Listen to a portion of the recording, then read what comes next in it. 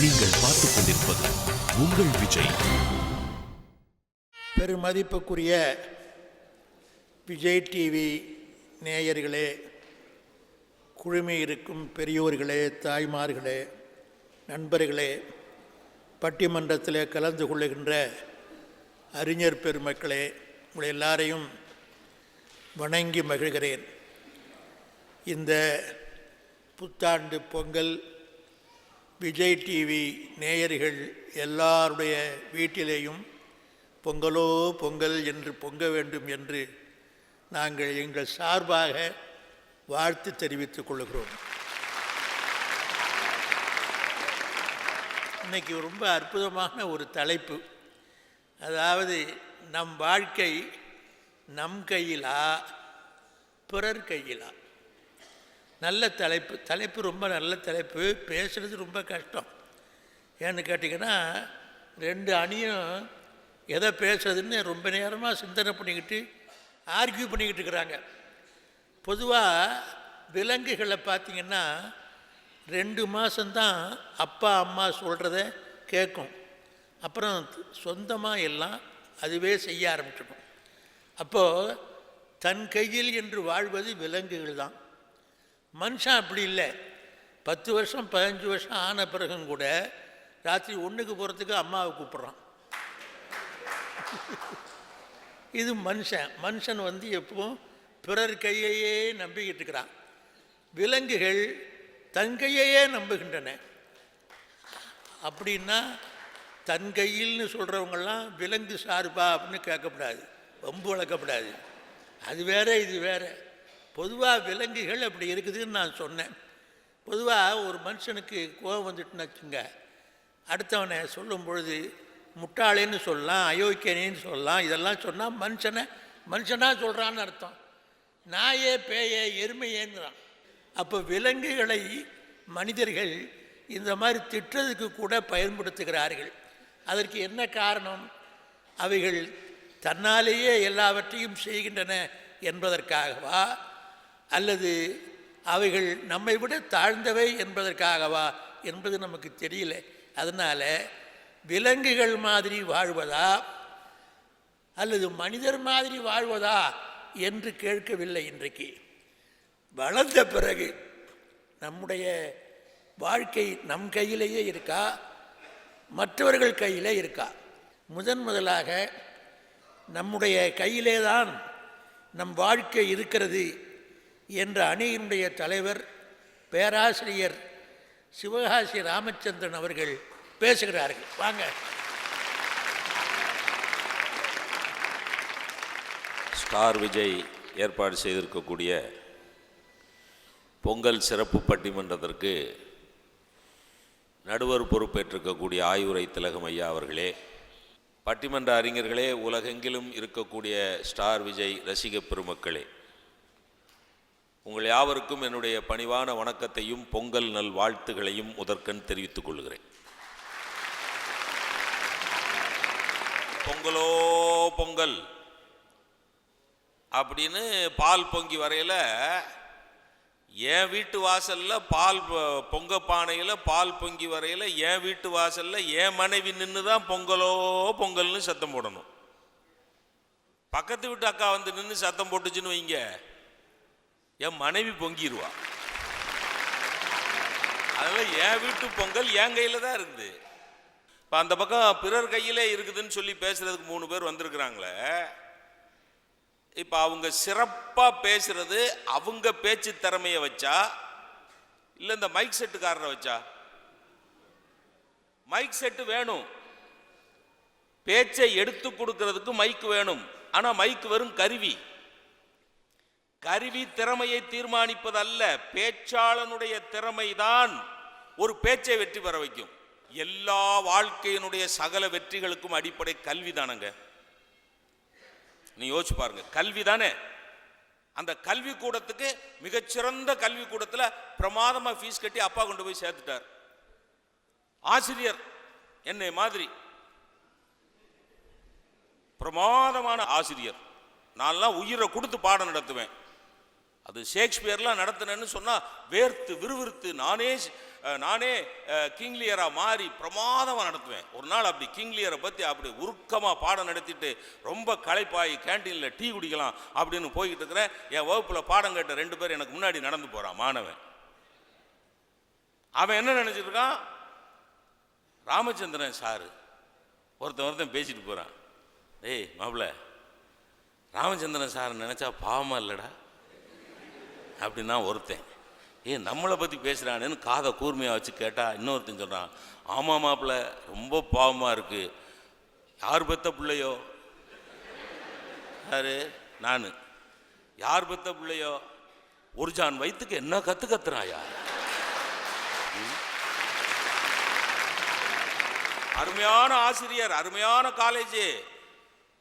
ஆனா பாஸ் ஆக வேண்டிய பொறுப்பு யார் கையில் இருக்கு? யாருங்க? மாணவன் தானங்க படிக்கணும். பாட புஸ்தகம் பரீட்சை எழுதுமாயா? பாட புஸ்தகம் அவங்க என்ன பாட புஸ்தகம் பரீட்சை எழுதுன்னு சொல்ல வந்திருக்கிறாங்க. நாங்க 3 பேரும் படிக்கிறவன் தான் பரீட்சை எழுதணுங்கிறோம். இவ்வளவுதான் லாஜிக்கு. இப்ப நல்ல வேலை கிடைக்கிறதுக்கு இன்டர்வியூ போறான். இன்டர்வியூவில் கேட்குற கேள்விக்கு யார் பதில் சொல்லுவா? அதுக்கு ஒரு ஆளை கூட்டு போக முடியுமா? பினாமி கூட்டு போக முடியுமா?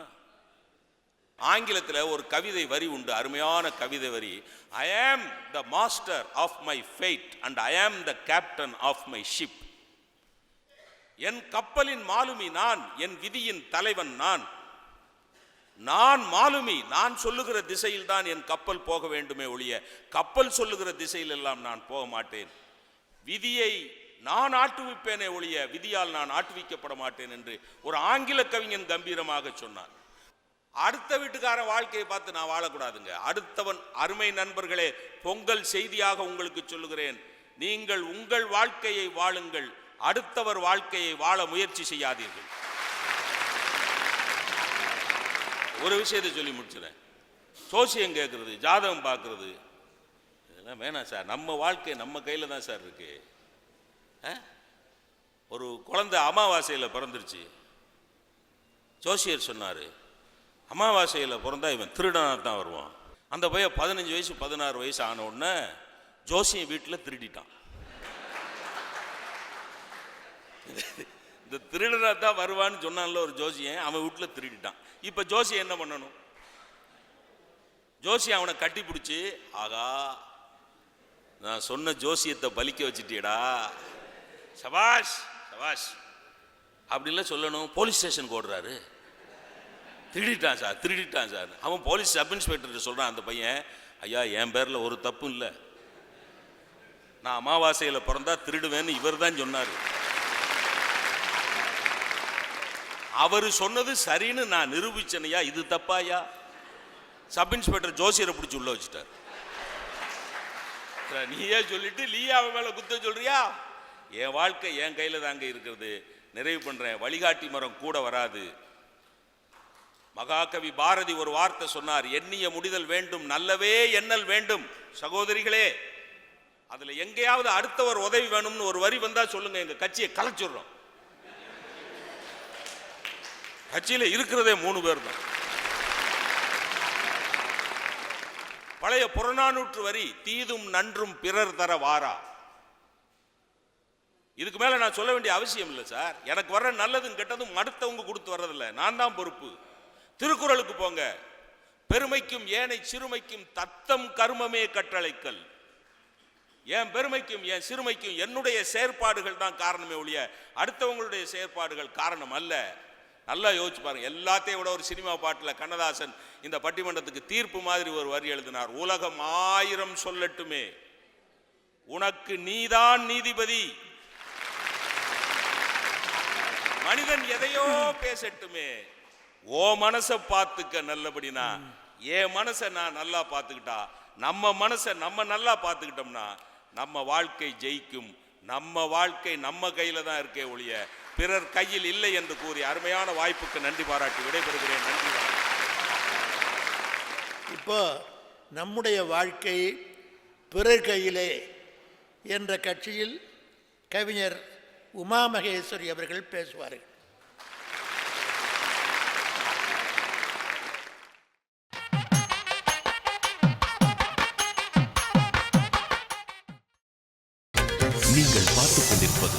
உங்கள் விஜய். மார்கழிக்கு பெண்ணாக, மாசிக்கு தாயாக, பேர் கொளிக்க வந்த பெட்டகமே தைப்பாவாய், உன் வரவு நல்வரவாகுக. எங்கள் உழவு சிறக்கட்டும், உறவுகள் பெருகட்டும், உள்ளம் மகிழட்டும் என்று வாழ்த்து கூறி என் உரையை முதலில் ஆரம்பிக்கின்றேன். வாழ்க்கை என்ற சொல்லில் ஒரு கைதான் இருக்கிறது. ஆனால் அந்த வாழ்க்கையை வாழ்வதற்கு பலரின் கைகள் தேவைப்படுகிறது. அதனால்தான் பிறர் கையில் நம் வாழ்க்கை இருக்கிறது என்று சொல்லுகிறோம். எதிரணி தலைவர் அவர் சொல்றாரு அவ்வளவு அழகா, அதாவது பேச்சாளர்களின் திறமையை வைத்துத்தானே பட்டிமன்றம் சிறப்படையும், அதற்கு இந்த ஒளிபெருக்கி வேண்டுமல்லவான்னு கேட்கிறாரு. பேச்சாளர்கள் திறமையாக இருக்கலாம், இந்த ஒளிபெருக்கி கருவி அருமையாக இருக்கலாம், ஆனால் கேட்டு ரசித்து கைதட்ட ரசிக பெருமக்களாகிய உங்கள் கைகள் இல்லை என்றால் பட்டிமன்றம் சிறப்படைய கூட எதிரில் இருப்பவர்களின் கரங்கள் தேவை என்றால் வாழ்க்கை சிறப்படைய எல்லாரும் கரங்களும் வேண்டுமல்லவா? ஒண்ணு இல்லைங்க, தாயின் கருவறையிலிருந்து தலைகீழாக நாம் வெளியே வருகிற போது நம்மை தாங்கி பிடிக்க காத்து கொண்டிருக்கிற மருத்துவரின் 2 கரங்களில் தான் முதலில் நாம் விடுகிறோம், அதிலிருந்து தான் நாம் எழுகிறோம். அங்கிருந்து தொடங்குதில்ல நம்முடைய வாழ்க்கை. வேற என்ன இந்த வாழ்க்கையில எது சந்தோஷம் அப்படின்னு நான் நினைச்சு பார்க்கிறேன். என்னோட கையால குலுக்குனா அது பரிகாசத்திற்குரியது. என்னுடைய கையை நீட்டி அடுத்தவரிடம் குலுக்கினால் அது பாசத்திற்குரியதாக மாறுகிறது. என்னுடைய உணவை என் கரங்களால் நான் விழுங்கினால் அது பசியாற்றும். அடுத்தவரின் பசிக்காக உங்கள் கையை நீட்டி ஒரு கவளத்தை ஊட்டினீர்கள் என்றால் அது அறமாக மாறுகிறது அல்லவா இந்த தேசத்துல? என்னுடைய கண்ணீரை என் கரங்களால் துடைக்கிற போது அது ஆறுதலை அளிக்கும்.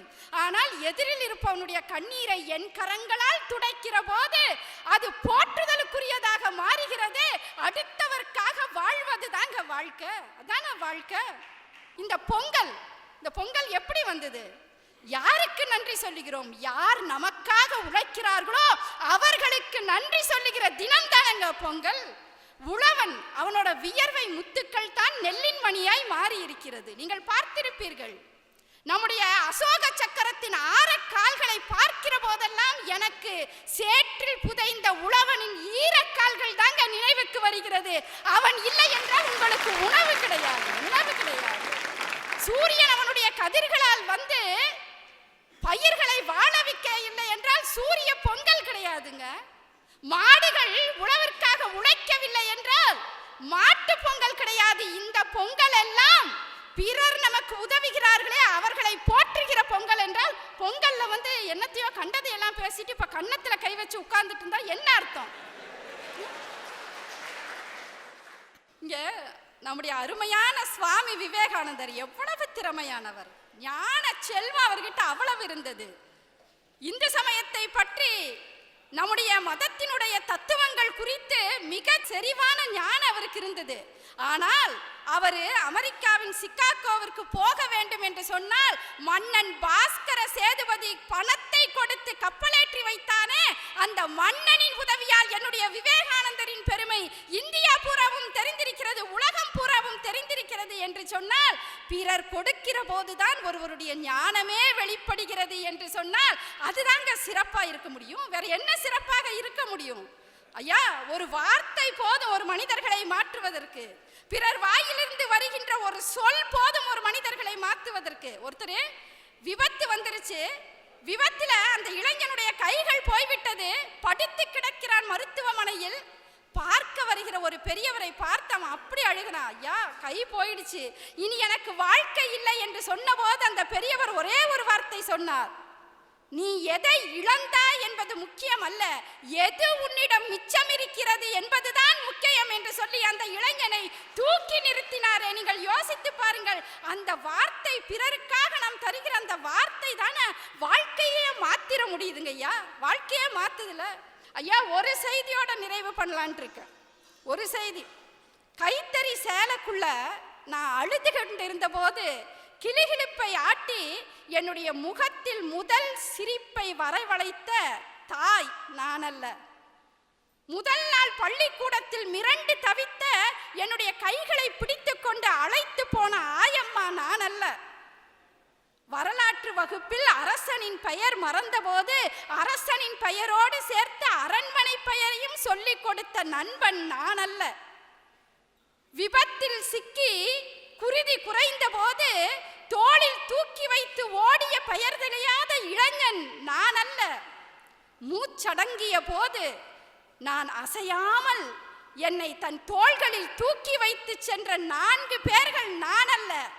நான் வாழ்ந்த வாழ்க்கை என்னுடையது என்று நினைத்தேன். இல்லை, அத்தனையும் பிறர் கொடுத்த வாழ்க்கையா நான் வாழ்ந்திருக்கிறேன் என்ற போது பிறரால் தான் வாழ்கிறோம், பிறரால் தான் இன்புறுகிறோம். இவர்களை போன்ற பிறரால் தான் சில சமயம் துன்பமும் அடைகிறோம் என்று சொல்லி அருமையாக கேட்ட அத்துணை நல்ல உள்ளங்களுக்கும் நன்றி கூறி விடைபெறுகிறேன். நன்றி, வணக்கம். அடுத்தது கவிஞர் மணிகண்டன் அவர்கள் நம் கையிலே என்ற அணியிலே பேசுகிறார். நடுவர் உள்ளிட்ட நல்லவைக்கு என்னுடைய பணிவான வணக்கம். தலைப்பு என்னன்னா, உன் வாழ்க்கை உன் கையிலையா அடுத்தவனை நம்பியான்னாங்க. அவங்க எதோ அடித்து கிளப்பியிருக்காங்க. அதையும் நம்ம சொல்ல, அவங்கள பற்றி பேசப்படாது. அதுதான் என்னுடைய நோக்கம். எங்கள் தலைவர் அவருக்கு தெரிஞ்சதை சொன்னார். இந்த நாட்டில் 5000 கோடி கடன் வாங்கினார். கடனை திருப்பி கட்டவில்லை என்பதற்காக அவர் ஒருபோதும் வெட்கப்பட்டு தற்கொலை செய்து கொள்ளவில்லை. 5000 கோடி கடன் கொடுத்து வங்கியை இழப்பீடு செய்த வங்கி மேலாளரும் ஏமாந்து கடன் கொடுத்தோமே, பொய்க்காக கடன் கொடுத்தோமே என்று வெட்கப்பட்டு தற்கொலை செய்து கொள்ளவில்லை. இந்த கடன்காரனுக்கும் கடன் கொடுத்தவனுக்கும் இணைப்பு பாலமாக யாரோ ஒருவன் செயல்பட்டானே, அந்த அயோக்கியத்தனத்திற்கும் அவனும் வெட்கப்பட்டு தற்கொலை கொள்ளவில்லை. ஆனால் தமிழகத்திலே 2000 ரூபாய் கடன் பெற்றதற்காக அந்த 2000 ரூபாயை திருப்ப செலுத்த முடியவில்லையே என்கின்ற மானத்தை விலை பேசக்கூடாது என்பதற்காக தற்கொலை செய்து கொண்டான். அவன்தான் ஏழை விவசாயி தோழர்களே. இந்த தேசத்தில் மண்ணை விட என்னுடைய மானம் பெரிது என்று சொல்லக்கூடிய தமிழ் சமூகத்தினுடைய சொந்தக்காலில் நிற்கக்கூடிய விவசாய பெருமுகுடி மக்களினுடைய உன்னத திருவிழாவான தை திருநாளினுடைய வீர வணக்கங்களை உங்களுடைய இடைவிடாத கைத்தட்டல்களுக்கு காணிக்கையாக்கி சாகின்ற வரை கூட ஏழை விவசாய குடும்பத்தில் பிறந்து எல்லாருடைய இதயத்திலும் ஆழ்வாராக இருந்த நம்மாழ்வாருக்கு என்னுடைய பேச்சை காணிக்கையாக்குகிறேன் தோழர்களே. என்ன கேட்டாரு, உன் வாழ்க்கை உன் கையிலையா அடுத்தவனை நம்பி வாடாதேன்னு இவர் சொன்னாரு. முடிக்கும் போது ஜாதகத்தை நம்பாதேன்னாரு. இது நான் சொல்லல, ராஜாஜி எழுதுறார் புஸ்தகத்துல. டே, கரடியோடைய முடி வாங்கி போட்டுக்கிட்டா ராசின்னு ஒருத்தன் சொன்னானா. அவர் சொன்னாரு, முடிய வாங்கி போட்டுக்கிட்டாலே ராசிங்கிறியடா, கரடியே விற்கிறவன் வறுமையில இருக்கானேடா, ஏன்டா சிந்திக்க மாட்டேங்கிறீங்க. விவேகானந்தரை பத்தி அப்படியே பிம்மிட்டு போனீங்களே. நான் சொல்லட்டுமா, ஒரு பையனை பார்த்து வகுப்புல ஆசிரியர் கேட்குறாங்க, நீ என்னவாக போற? டாக்டர். நீ என்னவாக போற? இன்ஜினியர். நீ என்னவாக போற? கலெக்டர். ஒரு பையன் எந்திரிச்சு சொன்னா, நான் குதிரை வண்டி ஓட்டணும் மிஸ். டீச்சருக்கு கொல்ல கோவம் வந்துருச்சு. ஏண்டா 1 மணி நேரம் அடி வயிற்றுலேருந்து கத்துறேன், என்னடா குதிரை வண்டி ஓட்ட போறேன்னு சொல்றியன்னா. அவன் அழுதுகிட்டே வீட்டுக்கு போறான். அம்மா கேட்குறா, என்னடா பிரச்சனைன்னு. இல்லைம்மா, ஒவ்வொருத்தன் ஒவ்வொன்றும் ஆக போறேன்னா, நான் குதிரை வண்டி ஓட்ட போறதுதான் என்னுடைய வாழ்க்கை, என்னுடைய இலக்கு, கோல் செட்டிங், என்னுடைய ஆம்பிஷன் சொன்னேன். அதுக்காக டீச்சர் திட்டாம்மா. அவ யாருப்பா சொல்றது, நீ ஓட்டுறா, நல்லா ஓட்டுறா, ஒன்னால முடியுண்டா குதிரை வண்டி ஓட்ட, ஒன்னே நம்புடா குதிரை வண்டி ஓட்டுறா ஓட்டுறா ஓட்டுறா ஓட்டுறான்னு சொல்லிட்டே செவுத்த காமிச்சா. இவனை மாதிரி குதிரை வண்டி ஓட்டுன்னா அவ காமிச்ச செவுத்துல மாட்டியிருந்தது யார் தெரியுமா? கிருஷ்ண பரமாத்மா 5 குதிரையை மொத்தமா வச்சிருந்தான். குதிரை வண்டி ஓட்டணும்னு கேட்டது யார் தெரியுமா? இந்து சமயம்ங்கிற குதிரை வண்டியை இன்றைக்கும் கம்பீரமாக ஓட்டிய சுவாமி விவேகானந்தர் என்பதை இந்த மண்ணுக்கு பெருமையோடு சொல்ல கடமைப்பட்டிருக்கிறேன். எவனை நம்பி வாழல. இப்ப நான் ஒண்ணு கேட்கிறேன் சார். அதே பள்ளிக்கூடத்தில் ஒரு பையனை டீச்சர் எந்திரிடான்னாரு. அவனால எந்திரிக்க முடியல. உன் பேர் என்னன்னாரு. காலில் விழல. டே, உன்னுடைய பொழுதுபோக்கு என்னன்னாரு. தெரியல. டக்குன்னு அந்த பையனை கூப்பிட்டாங்க. ஒரு வெள்ளை பேப்பரை இப்படி சடார்னு கிழிச்சாங்க. நாளையிலேருந்து இந்த பையனை பள்ளிக்கூடத்துக்கு வராதுன்னு உள்ள போட்டு அனுப்பிச்சிட்டாங்க. வீட்டுக்கு அழுதுகிட்டே பையன் வரான் சார். அம்மா அந்த டிஃபன் பாக்ஸை திறந்து பார்க்குறாங்க சார். அந்த பையனுடைய சிறுகுறிப்பு எழுதியிருக்கு சார், நாளையிலேருந்து இந்த பிள்ளைய பள்ளிக்கூடத்துக்கு அனுப்பாதுன்னு. அவள் தாய் அழுகிறா, மண்ணில் படந்து புரள்றா, எல்லாம் சொல்கிறா, டே எஜுகேஷன் இல்லாமல் கல்வி இல்லாமல் உன்னுடைய வாழ்க்கை இருளில் மூழ்க போகுதேன்னா. அவன் சொன்னா, கண்ணை தொடச்சிட்டு, அம்மா நான் ஏதேனும் சாதிக்கிறேம்மா, உனக்கு பிள்ளையா பிறந்துட்டேம்மா, ஏதேனும் சாதிக்கிறேம்மா, முயற்சிக்கிறேம்மா. எந்த பையனுடைய வாழ்க்கை வெளிச்சம் இல்லாமல் இருளில் முழுகும் என்று ஆசிரியரும் தாயும் அழுதார்களோ அவன்தான் சொந்த காலில் நின்று இன்றைக்கு உலகத்தையே இருளில் இருந்து வெளிச்சத்திற்கு கொண்டு வந்தான். அவன் பெயர் தாமஸ் ஆல்வா எடிசன் என்று அறிவியல் சொன்னது தோழர்களே. ஒரு அற்புதமான தமிழ்நாட்டு கவிஞன் தான் சொன்னான், உன்னுடைய தலையை எப்போதும் புகழால் அலங்கரியுங்கள், மகுடத்தால் அலங்கரிக்காதீர்கள். ஏனென்றால் மகுடம் தலைமாறியக்கூடியது, உன் சொந்த காலில் இருக்கக்கூடிய புகழ்தான் உலகத்தில் பெருமையை தரும் என்று சொன்னானே, அந்த உன்னதமான கவிஞனுக்கு வீர வணக்கம் சொல்கின்றேன். நான் இப்போது ஒரு செய்தியை படிக்கின்றேன் தோழர்களே. உலக தொலைக்காட்சி வரலாற்றில் இந்த செய்தியை படிக்கின்ற போது உங்களுடைய இருதயங்கள் அப்படியே கனத்து போக வேண்டும். மருத்துவர் எழுதுகின்றார், வரலாற்று பதிவு. நான் மேடைகளுக்கு ஒருபோதுமே சான்றுகள் இல்லாமல் மேடைகளை பம்மாத்தாக பயன்படுத்துவதில்லை. அவன் எழுதுகின்ற வாசம், பிரசவம் மிகுந்த சிக்கலாய் போய்விட்டது. ஒரு தாய்க்கு பிரசவம் என்பது உங்களுக்கு தெரியும், பெற்றாலோ பிழைத்தாலோ என்பார்கள். பிரசவத்தை பார்க்கின்ற மருத்துவர் சொல்கின்றார், பிரசவம் சிக்கலாய் போற்றுவிட்டது. ஐயோ, குழந்தையை அப்படியே விட்டிருந்தால் செத்தாவது போயிருக்கும். இவ்வளவு கடினப்பட்டு பெறப்பட்டு விட்டோமே, இவ்வளவு கடினப்பட்டு அவளை வெளியில் கொண்டு வந்து விட்டோமே, 72 மணி நேரத்திற்கு அந்த பிள்ளை உயிரோடு தாங்காது என்று மருத்துவர் கைவிட்டு விட்டு போகின்றால், பிறந்த குழந்தைக்கு எத்தனை விரல் தெரியுமா தோழர்களே? ஒரே ஒற்றை விரல். தாயும் தந்தையும் இந்த பிள்ளை பிறந்ததை விட இறந்ததே மேல் என்று நினைத்தார்கள். ஆனால் கொஞ்சம் கூட உடம்பில் சலனப்படாமல், இந்த வெறுங்கை என்பது மூடத்தனம், விரல்கள் 10 மூலதனம் என்று தன்னுடைய மூளை செயல்படாத அந்த குழந்தை கொஞ்சம் கொஞ்சமாக உலகத்தை உற்று நோக்கியது. ஒரு விரல் கொண்டு இயங்கத் தொடங்கினால் இன்று உலகத்தில் அதிகம் சம்பாதிக்கக்கூடிய கோடீஸ்வரர் வரிசையில் ஒரு விரலில் உலகத்தை இயங்கக்கூடிய இந்த மாலினி தான் தோழர்களே உலகத்தையே ஜெயித்து காட்டிய உத்தமி. இது வரலாற்று பதிவு, இது நடந்த உண்மை, இது சத்தியம். இந்த தேசம் எப்படி இருக்க வேண்டும் என்பதற்கு நீங்கள் இன்னமும் தாமஸ் ஆல்வா எடிசனும் விவேகானந்தரையும் பார்க்க வேண்டாம். 7வதுலேருந்து 8வது படிக்க முடியல, 12 ரூபா ஃபீஸ் கட்ட முடியல, வீடு வீடாக பேப்பர் போட்டு படித்தவர் தான் அவர் பெயர். ராமநாதபுரத்தில் ஏழை மணல் பரப்புகளில் ஒரு மீனவ குடும்பத்தில் பிறந்தவர். நபிகள் நாயகத்தினுடைய திருவடியையே தெய்வமாக பற்றியவர். வாழ்க்கையில் எல்லாவற்றையும் துறந்த போது கூட வீடு வீடாக பேப்பர் போட்டு தன்னம்பிக்கையோடு படித்ததனால்தான் இன்றைக்கு பேப்பராக அவர் தலையங்கத்தில் வந்து கொண்டிருக்கிறார். கலாமை பார்த்து இந்தியாவே சலாம் போடுகிறது என்பதுதான் நிதர்சனமான உண்மை. இப்படி 1000 வரிசைய எங்க வள்ளுவன் சொன்னானே சார், வெள்ளத்தனைய மலர் நீட்டம் மாந்தர்தம் உள்ளத்தனையது உயர்வு. திங்க் பிக்னா இங்கிலீஷ்ல. உன்னுடைய எண்ணத்தை உயரமாக்கு, நீ வாழ்க்கையில் உயர உயர பருப்பாய் என்பதுதான் நிதர்சனமான உண்மை. ஒரு மிகப்பெரிய மேதை, அறிவின் உச்சமாக இருந்தவன் அந்த ஊருக்கே அறிவுரை சொன்னான். சொந்த காலில் நில் என்று அறிவுரை சொன்னவர்களுக்கு இவர்களைப் போல ஒரு இளைஞன் ஓடி வந்தான். அந்த அறிவால் வென்றவனை அவமானப்படுத்த வேண்டும் என்பதற்காக பாடும் வானம்பாடியாக உடம்புகளில் வண்ணத்தை பூசிக்கொண்டிருக்கக்கூடிய வண்ணத்து பூச்சியை பிடித்து வந்தான். அந்த அறிவாளி முன்பு அந்த வண்ணத்து பூச்சியை மடக்கி வைத்து கொண்டு, உள்ளதை உள்ளபடி சொல்லக்கூடிய ஞானியே, அறிவாளியே, மெத்த படித்தவனே, இந்த ஊரையே உன் சொந்த காலில் நிற்க வேண்டும் என்று சொல்கிறாயே, இப்போது என் கையில் இருக்கக்கூடிய பூச்சி உயிரோடு இருக்கிறதா செத்து விட்டதா சொல் என்றான். என்ன தெரியுமா அர்த்தம்? செத்துருச்சுன்னு சொன்னதுன்னா உயிரோடு விட்டுறது, உயிரோடு இருக்குன்னா கசக்கி சாகடிச்சிடுறது.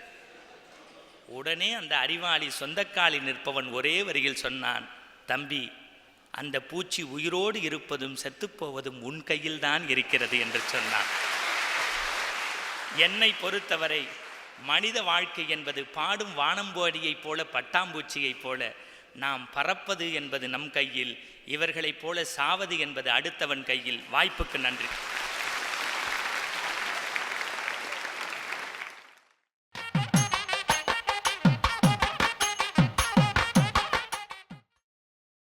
நீங்கள் பார்த்துக் கொண்டிருப்பது உங்கள் விஜய்.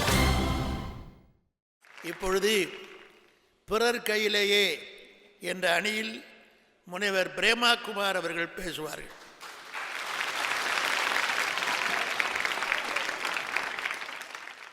இனிய பட்டிமன்றத்தை கண்டு ரசித்துக் கொண்டிருக்கக்கூடிய அத்துணை நல்ல நெஞ்சங்களுக்கும் முதற்கண் என்னுடைய தைத்திருநாள் நல்வாழ்த்துக்களை தெரிவித்துக் கொள்கிறேன். நடுவர் அவர்களே, இது என்ன திருவிழா? அறுவடை திருவிழா. உழைத்து களைத்த உழவனுக்கு நன்றி பூட்டும் திருவிழா. களைத்து ஓடிய காளைகளுக்கு நாம் நன்றி செலுத்தும் பெருவிழா. வள்ளுவன் சொன்னான், உழவினார் கைமடங்கின் இல்லை, விழைவதுவும் விட்டேம் என்பார்க்கு நிலை. உங்களை போன்ற அல்லது உங்களை மாதிரி பற்றற்ற துறவிகள் விழைவதையெல்லாம் விட்டுவிட்டேன் என்று சொல்லக்கூடிய துறவிக்கு கூட அடுத்த வேளை உணவில்லை என்றால் இந்த பூலோகத்தில் வாழ்க்கை இல்லை என்று போட்டான் வள்ளுவ பிறந்தகை என்றால், இந்த நேரத்திலே நமக்கு உணவளிக்கக்கூடிய அந்த உழவன் சேற்றில் கால் வைக்கவில்லை என்று சொன்னால் நாம் சோற்றில் கை வைக்க முடியாது. எண்ணி பாருங்கள், அங்கேருந்து மணிகண்டன் வந்து சொந்த காலில் நிற்கணும், சொந்த காலில் நிற்கணும். நாங்கள் என்ன கால் இரவல் வாங்கி நின்றுட்டு இருக்கோம் சொல்லிட்டு 4 கால் போட்ட சேர்ல தான் அவர் உட்கார்ந்துருக்கார். எழுந்து நின்றுட்டே இருக்க வேண்டியதானே பட்டிமன்றம் முழுக்க? என்ன பேச்சு பேசுறீங்க? அங்கேருந்து வாத்தியாரை பத்திலாம் சொன்னாரு. அவர் தான் எங்களுக்கு பாடம் எடுத்தார். அருமை பெரியவர், எதிரணி தலைவர். அம்மா, ஆசிரிய பணி அறப்பணின்னு வாழணுமா, மாணவன்லாம் களிமண் மாதிரி. எங்கேயாவதுங்க விநாயகர் சதுர்த்தி கொண்டாடி இருக்கோம், களிமண் அப்படியே போய் அந்த அச்சில் போய் உட்காந்து நான் பிள்ளையாரா மாறுறேன் அப்படின்னு சொல்லியிருக்காங்க. அதை எடுத்து ஒருவன் அச்சுக்குள் போட்டு அவன் கையினால் அந்த பொருள் பிள்ளையாராக மாறுகிறது என்று சொன்னால், களிமண்ணாக இருக்கக்கூடியவனை கூட கடவுளாக மாற்றக்கூடிய பெருமை ஒருவர் கையில் இருக்கிறது. அதுதான் பொருள். வாழ்க்கைனா என்னங்க? Man is a social animal. பலரோடு சார்ந்து வாழ்வதுதான் வாழ்க்கை. தனியா வாழறதுன்னா அவரை மாதிரி தனியா வாழ்ந்துட்டு போலாம்ல, அது வேற. சாமியார் பல பேர் இப்ப குடும்பமா இருக்கணும்னு நினைக்கிறாங்க. நான் அதை பத்தி பேச வரல, அது வேற. ஆனால் மற்றவர்களோடு வாழ்வதுதான் வாழ்க்கை என்று சொல்ல அந்த நிமிடத்திலேயே நம்முடைய வாழ்க்கை என்பது பிறரை சார்ந்தது என்ற ஒரு முடிவுக்கு நாம் வர வேண்டும். நம்மெல்லாம் ரொம்ப சாதாரண மனிதர்கள். நம்ம வாழ்க்கை நல்லா இருக்கணும்னு அடுத்தவர் கையை எதிர்பார்த்து வாழ்கிறோம். ஆனால் கல்கத்தா தொழுநோயாளிகளுக்காக அவர்கள் வாழ்க்கை நன்றாக இருக்க வேண்டும் என்பதற்காக தன்னுடைய 2 கைகளை செல்வந்தருக்கு எதிரே நீட்டி தன்னுடைய கையிலே எச்சிலை துப்ப வைத்துக் கொண்டார் ஒரு அன்னை தெரசா என்று சொன்னால், அடுத்தவர்கள் வாழ்க்கைக்காக கூட தம்முடைய கைகளை அர்ப்பணிக்க துணிந்தவர்கள். ஏபிஜே அப்துல் கலாம் நம்முடைய மேனாள் ஜனாதிபதி. அவர் ராமேஸ்வரம் தெருக்களில் பேப்பர் போட்டவர். பேப்பரில் தலையங்க செய்தியாக வரவில்லையா? வந்தாருங்க. யாரால? அவங்க சகோதரியார் கை கொடுக்கலைங்க, கையில இருந்த வளையலை கழட்டி கொடுத்தாங்க அவர் படிப்புக்காக. அதனால அவர் வந்தாரு. நாங்க அதைத்தானே சொல்றோம். உங்களுக்கு கை தட்ட மனசு இல்லைன்னா விட்டுருங்க, பரவாயில்ல. நல்ல கருத்துக்கு கை தட்டணும். எதுவுமே பிறர் கையில தாங்க இருக்கு. குழந்தை பிறக்கிறது தாயின் கைகளில், பிறகு தவழ்கிறது தந்தையின் கரங்களில், அவன் வளர்கிற போது ஆசிரியரின் கரங்களில், வளர்ந்து முடித்து வாழ்க்கையை தொடங்குகிற போது கணவன் மனைவி ஒருவருக்கொருவர் கைகளில், வயதில் மூத்து முதிர்ந்து பழுத்து உதிரும் பொழுது பிள்ளையின் கரங்களில். இப்படி தாங்க வாழ்க்கை போயிட்டு இருக்கு. இதுதாங்க வாழ்க்கை. எண்ணி பாருங்கள், காதல் புரிந்தவர்கள் மட்டும் எத்தனை பேர் சேர்ந்து வாழ்கிறார்கள்? அவங்க கையில இருக்கா அவங்க வாழ்க்கை? ஒன்னா பெற்றோர் கையில போயிடுது, இல்ல கட்சிக்காரன் கையில போயிடுது, ஜாதி ஜனங்கள் கையில போயிடுது. ஒன்னும் இல்லைங்க, ஒரு ட்ரெயினாவது குறுக்க வருதுங்க, அவங்க கையில போயிடுதுங்க. நம் வாழ்க்கை என்பது பிறர் கையில் தான். இப்படி சொல்லி முடிக்கிறேன். நமக்கு நாம் விரும்பியது நமக்கு கிடைத்தால் நம்முடைய வாழ்க்கை நம் கையில். ஆனால் கிடைத்ததை நாம் பிடிக்க வைத்துக் கொண்டால் நம் வாழ்க்கை பிறர் கையில். பல நேரங்களில் கிடைத்ததைத்தான் நாம் பிடிக்க வைத்துக் கொண்டிருக்கிறோம் என்ற காரணத்தினால் நம்முடைய வாழ்க்கை பெரும்பாலும் பிறர் கையிலே என்று சொல்லி நல்ல வாய்ப்பு கொடுத்த அத்துணை நல்ல நெஞ்சங்களுக்கும் நன்றி பாராட்டி முடிக்கிறேன். வணக்கம். அடுத்ததாக வழக்கறிஞர் சுமதி அவர்கள் வாழ்க்கை நம் கையில் என்பதை விளக்க வருகிறார். பொங்கல் திருநாளை ஸ்டார் விஜய் டிவியின் நிகழ்ச்சிகளோடு கொண்டாடி கொண்டிருக்கக்கூடிய உலகத் தமிழ் மக்களே, உங்கள் அனைவருக்கும் எங்கள் அனைவரின் சார்பாகவும் பொங்கல் திருநாள் வாழ்த்துக்களை தெரிவித்துக் கொண்டு என் உரையை தொடங்குகின்றேன். 6வதாக வரவேண்டியவர் ஒருவர் அந்த பக்கம் இருக்கிறார். 5வதாக வந்திருக்கக்கூடிய நான் அந்த இருவருக்கும் மீண்டும் தலைப்பை நினைவுறுத்த வேண்டிய சூழலிலே இருக்கிறேன். கேள்வி, நம் வாழ்க்கை நம் கையிலா பிறர் கையிலா? தனியாக வாழ்வது சிறப்பா சேர்ந்து வாழ்வது சிறப்பா என்பது இல்லை இங்கே கேள்வி. நாங்கள் சேர்ந்து வாழ்வதை பற்றி குற்றமாக சொல்லவில்லை. சார்ந்தே வாழ வேண்டும் என்று சோம்பி கிடப்பவர்களை பற்றித்தான் நாங்கள் இங்கே பேசிக்கொண்டிருக்கிறோம். நம்பிக்கையோடு வாழ வேண்டிய வாழ்க்கையில் அடுத்தவனையே நம்பி வாழ்ந்து கொண்டிருக்கக்கூடியவர்களை பற்றித்தான் நாங்கள் குற்றம் சொல்லிக் கொண்டிருக்கிறோம். பாரதியை பற்றி சொல்ல வேண்டும் என்றால் முதலும் கடைசியுமாக ஒரே வார்த்தை, ஞாலத்தில் எண்ணியது நண்ணுமோ என்றேன், ஞாலத்தில் எண்ணியது நண்ணுமோ என்றேன், நாளிலே ஒன்றிரண்டு பலித்திடலாம் என்றாள், ஏலத்தில் விடுவதுண்டோ எண்ணத்தை என்றேன், எண்ணினால் எண்ணியது நண்ணுங்கால் என்றாள் என்றான் பாரதி. நீங்க நினைச்சிட்டீங்கன்னா ஒரு தடவை முடிவு செஞ்சுட்டா நம்ம பேச்சை நாமே கேட்க கூடாது சார். என் வாழ்க்கை என் கையில, வரவர்களும் போவர்களும் என்னுடைய வாழ்க்கையை வாழ்வதற்கு நான் அனுமதித்தால் கடைசி வரைக்கும் எம் குமரன் சொன்ன மகாலட்சுமி பையன் மாதிரி என் வாழ்க்கை ஆயிடும். உமா மகேஸ்வரி ஒரு கேள்வியை கேட்டீங்க இங்க வந்து, நாங்க பேசுவது வெற்றிகரமாக இருக்க வேண்டும் என்றால் எதிரில் இருப்பவர்கள் கை தட்டினால் தானேன்னு. முதல்ல எதிர இருக்கவங்க கை தட்டணும்னு சொன்னா மனசுல சந்தோஷமா இருக்கணும்ன்ற முடிவோட அவங்க வந்து உட்காரணும். 4 பேர் பேச போறோம், நான் பேசட்டும் பாக்குறேன் அப்படின்னு ஒரு மூடோட ஒருத்தர் வந்து உட்கார்ந்துட்டாங்கன்னாக்க கடைசி வரைக்கும் கை தட்ட மாட்டாங்க. முதல்ல மகிழ்ச்சியாக இருக்க வேண்டும் என்பது உள்ளத்திலே ஒவ்வொருவருக்கும் இருந்தால்தான் நீ அவ்வளவு அழகா பேசினாலும் கைத்தட்டல் வரும். நாம நிறைய கூட்டம் பேசியிருக்கோம், உங்களுக்கு தெரியும். கட்சி வரைக்கும் அப்படியே ஞானி மாரியே இருப்போம். ஏன்னா வாழ்க்கையில மகிழ்ச்சியாவே இருக்கக்கூடாதுன்னு முடிவு செஞ்சுக்கிட்டவங்க நாங்க அதை தான் சொல்றோங்க. மகிழ்ச்சியும் சோகமும் நம்மளோட மனசுல இருக்கு. ஒரே ஒரு விஷயம் சொல்றேங்க, ஆட்டோ சஜஷன் என்பதை பற்றி இங்கே இருக்கக்கூடியவர்களும் தமிழகத்தில் இருக்கக்கூடியவர்களும் உலகத்தில் இருக்கக்கூடிய எல்லோரும் இன்றைக்கு கற்றறிந்தவர்கள். ஆட்டோ சஜஷன் அற்புதமான ஒரு விஷயம் இருக்கு. அது என்ன தெரியுங்களா? நீ உன் மனசுக்குள்ள நீ என்ன சொல்லிக்கிறியோ அதுவாத்தான் நீ ஆவ. நீ எதை நினைக்கிறாயோ நீ அதுவாகவே மாறிவிடுகிறாய்.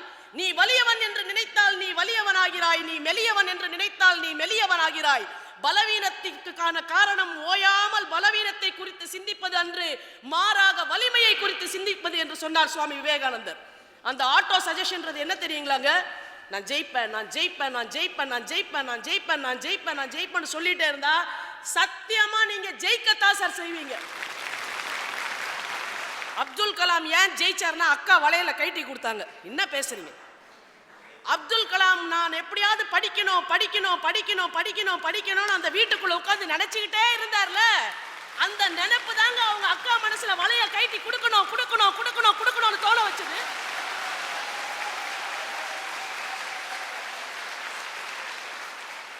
ஒரு ஆட்டோ ஓட்டுகிறவர், சாதாரண தொழிலாளி, ஏழை தொழிலாளி, அவருடைய மகள் பாம்பேல இருக்கக்கூடிய அந்த பெண்ணு சென்ற ஆண்டு சார்ட்டர்ட் அக்கவுண்டன்சி எக்ஸாம்லயே முதல் மார்க் வாங்கினான்னா எங்க அப்பா இப்படி ஓட்டுறாருல அவர் எப்படி ஓட்டி காட்டுறோம் பாடுறான்னு அவன் நினைச்சால, அந்த நினைப்பு தானங்க அவளை ஜெயிக்க வச்சது. எங்க அப்பாவே ஒரு ஆட்டோ ஓட்டுறாரு, அவர் கொண்டாடுற குழியில நான் உருப்பிட போறேன்னா கஞ்சி குடிச்சு வீணா போறேன், நான் நாசமாதான் போவேன்னு 4 நாள் நினைச்சா உருப்பிடாம போவேன்.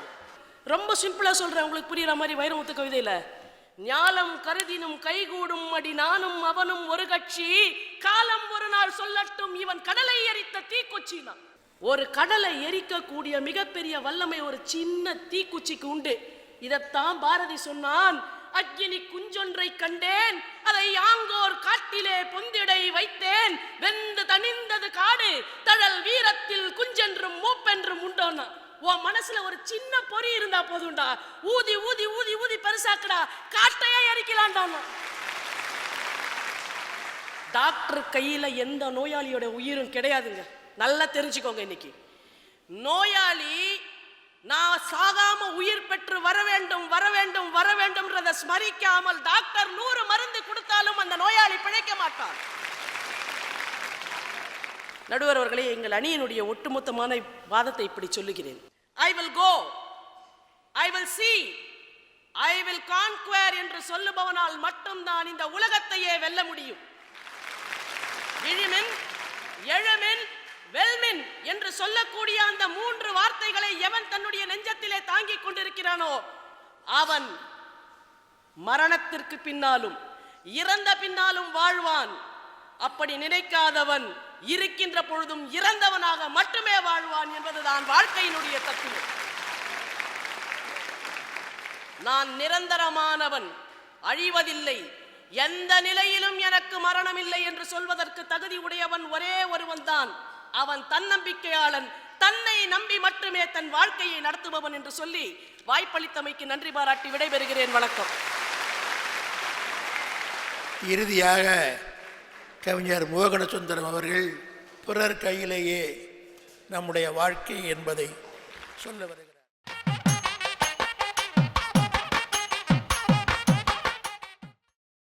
நீங்கள் பார்த்துக் கொண்டிருப்பது உங்கள் விஜய். மதிப்பிற்கும் மரியாதைக்கும் உரிய பட்டிமன்ற நடுவர் அவர்களே, மேடைகளை விற்றிருக்கும் அறிஞர் பெருமக்களே, உலகெங்கும் உள்ள ஸ்டார் விஜய் தொலைக்காட்சியின் நேயர்களே, உங்கள் அனைவருக்கும் என்னுடைய பணிவான பொங்கல் திருநாள் நல்வாழ்த்துக்கள். சகோதரி சுமதி அவர்கள் பேசியதை கேட்டு லைட்டாக ஜுரம் வந்துடுச்சு. அவங்க ஒன்று சொன்னாங்க, ஒரு டாக்டர்கிட்ட இருக்கிற பேஷண்ட்டு நான் உயிர் பெறுவேன் நினச்சா டிஸ்சார்ஜ் ஆகி அவனே வீட்டுக்கு போயிடுவாங்க. அப்போது கை விதிக்கிற கேஸில் அவனே முடிவு பண்ணிடுறான், சனிக்கிழமை ராவு காலத்துக்கு முன்னால் நாம் போய் சேர்ந்துடலாம், இன்றைக்கி போட. அதல்ல, நம் வாழ்க்கை யார் கையில். இந்த கூட்டத்தில் யாராவது இருந்து என் கையில்னு சொல்ல பயமாக இருக்கு. நான் நிறைய பேரை கேட்டேன். ஒரு ஆட்டோ டிரைவரை கேட்டேன், அண்ணே உங்கள் வாழ்க்கை மீட்ரு கையில்ன்றான். புதுசு போட்டிருக்கானுங்க, இன்னும் செட் ஆகலைன்னா. அப்படின்னா என்ன, இந்த புது மீட்டரில் சூடு வைக்க முடியலையா. ஒரு அரசியல்வாதியை கேட்டேன், அண்ணே வாழ்க்கை யார் கையில். அவர் சொன்னார், ஓட்டு போடுற வரையும் மக்கள் கையில், ஓட்டு போட்டுட்டானுங்க அவனுங்க வாழ்க்கைலாம் என் கையில். அட சினிமா ப்ரொடியூசருங்க, அவரை கேட்குறேன், ரொம்ப வசதியானவர், வாழ்க்கை யார் கையில்னு. திருட்டு விசிடி விற்கிறவங்க கையில் தான் எங்கள் வாழ்க்கை. இன்றைக்கி கஷ்டப்பட்டு படம் எடுத்தேன், இன்றைக்கி தான் ரிலீஸு, அவனுங்க நேற்றே ரிலீஸ் பண்ணிட்டாங்க. எதுக்கு பிரச்சனை? ஒரு சாமியாரை கேட்டேன், சாமி வாழ்க்கை யார் கையில். சாமி இல்லை, சிவன் கையிலன்னு சொல்லுவாருன்னு நினச்சேன். சாமி சொன்னார் சிஷ்ய கையிலன்னு. ஏன் சாமின்னு, அவன் என்னைக்காவது போட்டு கொடுத்துட்டா என் வாழ்க்கை அவ்வளோதான்.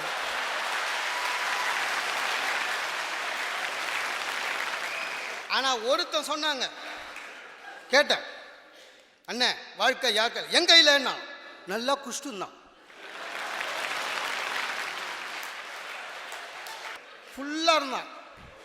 என்னண்ணா அண்ணன், ஆமாங்க நம்ம கையில் துட்டு இருந்தால் போய் குடிக்க போகிறோம், வாழ்க்கை நம்ம கையில். என்ன எனக்கு அவனுக்கு என்ன பதில் சொல்கிறதுன்னே தெரியல. இந்த மாதிரி முழிக்கிறவன் தான் அடுத்தவங்க எதிர்பார்ப்பான் போ அப்படின்னுட்டான். பிறப்பு நம் கையிலா? இல்லைங்க. நம்ம பிறக்கிறது நம்ம கையிலா? இல்லை. ஃபைனான்ஸு ஓகேவா இருந்தால் டாக்டர் நார்மல் டெலிவரி பண்ணுறாங்க.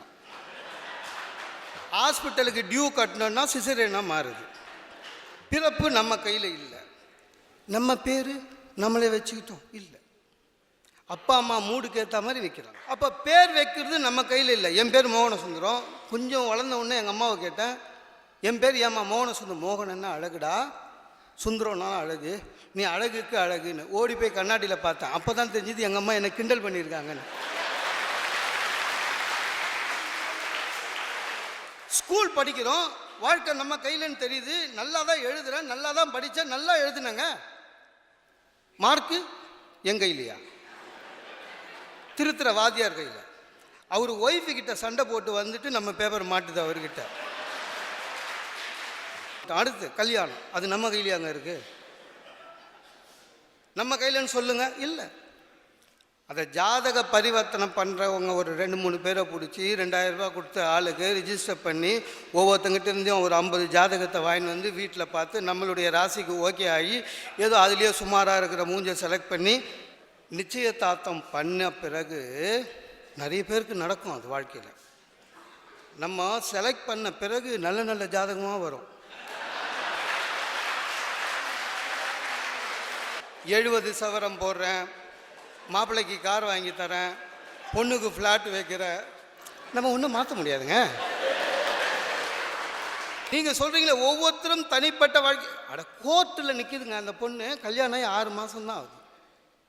ஜட்ஜே பாவமாக அந்த பொண்ணை பார்த்து கேட்குறாரு, அம்மா கல்யாணம் ஆகி 6 மாதம்தான் ஆகுது, இதுக்குள்ளே விவாகரத்துக்குன்னு வந்துட்டீங்களே, கொஞ்சம் யோசிச்சு பார்க்கக்கூடாதா? ஜட்ஜு கேட்பார்ல.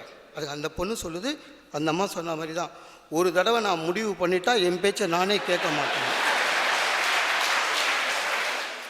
அது யார் பேச்சும் கேட்காததுனால தான் இங்கே வந்து நிற்கிது.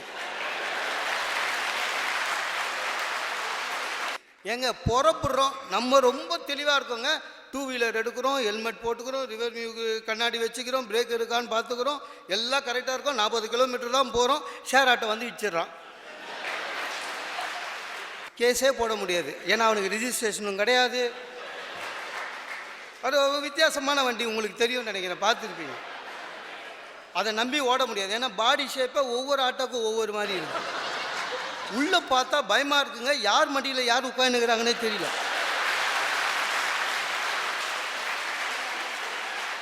ஒரு வாரம் ஷேர் ஆட்டோவில் போகிறத பார்த்தோன்னா ஒருத்தனும் நமக்கு பொண்ணு கொடுக்க மாட்டான்.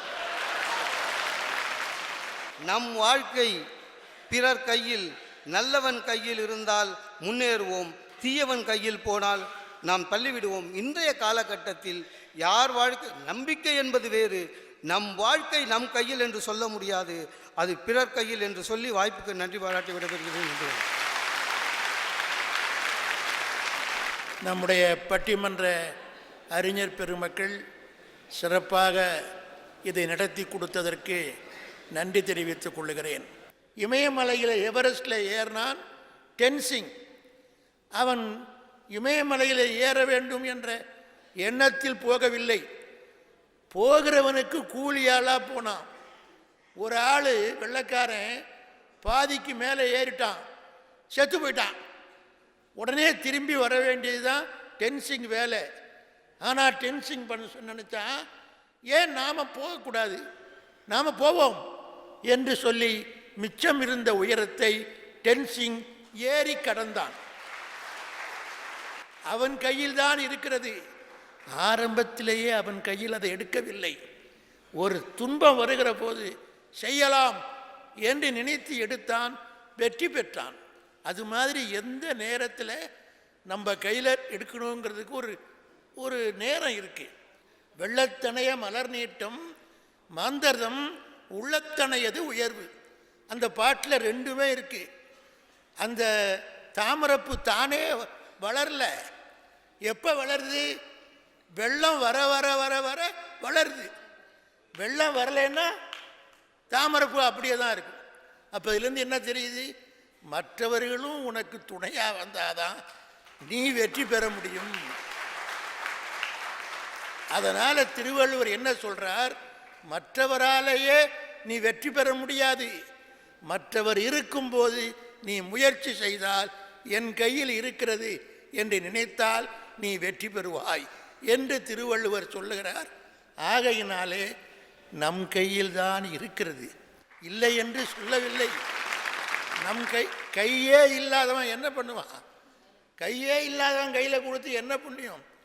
நம்மால் முடியும் என்ற நம்பிக்கை எவனுக்கு இருக்கிறதோ அவன் கையில் சந்தர்ப்பத்தில் அந்த முயற்சி வருமானால் அவன் வெற்றி பெறுவான்.